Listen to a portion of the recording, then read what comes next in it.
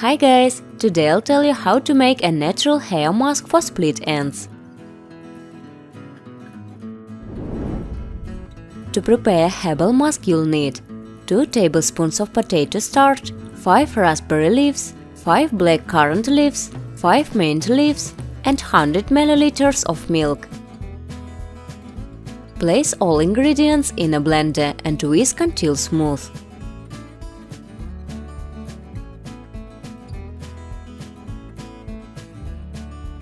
Apply the resulting composition to the roots and the entire length of hair and leave for 1 hour. After the time, wash your hair in the usual way. The procedure should be carried out regularly twice a week for 3 months. With this mask, you'll quickly get rid of split ends. Your hair will get a lively and well-groomed look.